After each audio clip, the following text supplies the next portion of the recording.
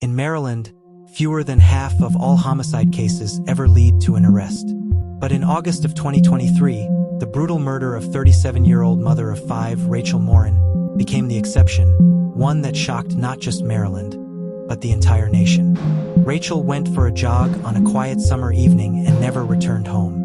Hours later, her body was discovered along a popular hiking trail. The scene was violent, and investigators quickly realized this was no ordinary crime. Months of silence followed, until a chilling breakthrough connected Rachel's case to another brutal attack. This time on the other side of the country.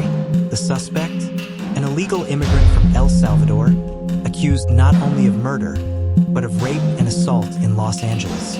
What investigators uncovered was more than a single tragedy. It was a story of how one man slipped through the cracks, leaving devastation in his path.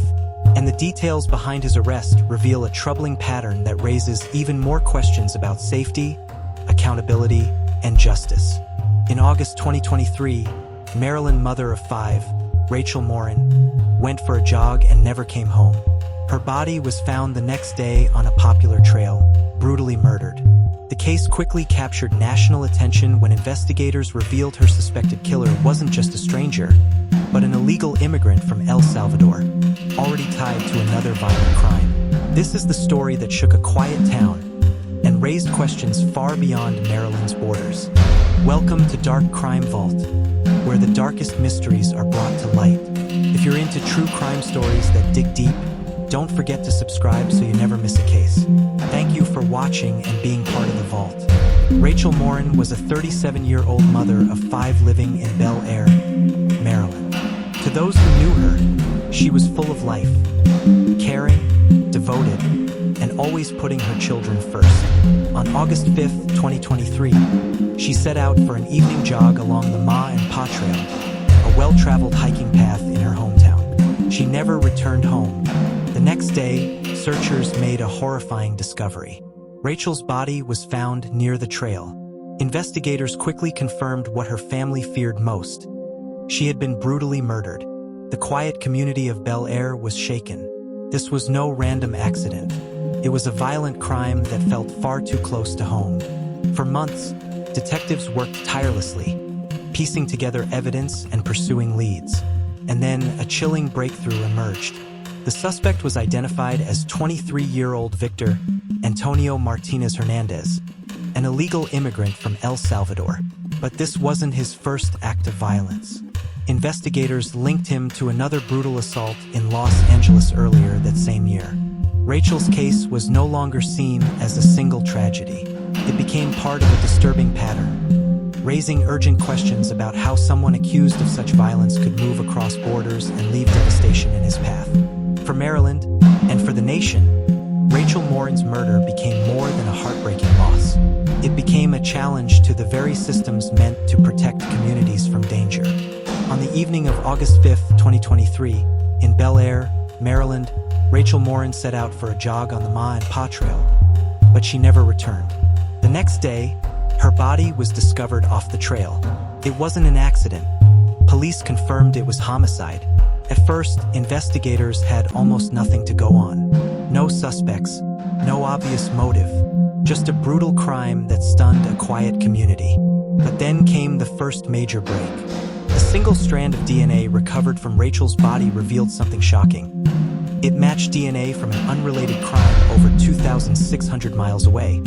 A violent home invasion in Los Angeles, California, just months earlier. Surveillance footage from that LA attack showed a man fleeing, his face obscured, but his build and movements unmistakable. The connection was undeniable. Suddenly, Rachel's case wasn't just a local mystery. It was part of a nationwide manhunt. For months, authorities worked behind the scenes, tracing leads, comparing data, and coordinating with agencies across the country. Then, nearly 10 months later, they finally closed in. Using phone records and digital footprints, detectives tracked the suspect to Tulsa, Oklahoma. There, they arrested Victor Antonio Martinez-Hernandez, a 23-year-old illegal immigrant from El Salvador. DNA swabs taken after his arrest confirmed it. He was the man linked to both the Los Angeles assault and to Rachel Morin's murder. And the twists didn't stop there. Investigators revealed Martinez-Hernandez wasn't just wanted in the US. He had also fled El Salvador after another killing, a violent past that had finally caught up with him. What began as a quiet Maryland jogger's disappearance had exploded into an international story of violence, DNA evidence, and relentless pursuit across 3 states and 2 countries. The turning point came when investigators, after months of dead ends, uncovered a crucial digital breadcrumb. Martinez-Hernandez had unknowingly left behind a trail of online activity that tied him directly to the crime scene. When forensic analysts overlaid this with his DNA results, the case snapped into focus. But the real shock came during his interrogation. Faced with the mounting evidence, Martinez-Hernandez reportedly refused to deny involvement. Instead, sitting in silence, his body language betraying what words would not. Detectives later described the room as icy, saying they felt they were staring into the face of a man who had carried out unimaginable violence and had no remorse. That chilling moment confirmed to investigators and to the public that this was not just a random act of violence. It was part of a disturbing pattern, stretching from El Salvador to California to Maryland. The breakthrough wasn't just about identifying a suspect. It was the moment the community realized the true scale of what had happened. Rachel Morin's murder is more than just another true crime story.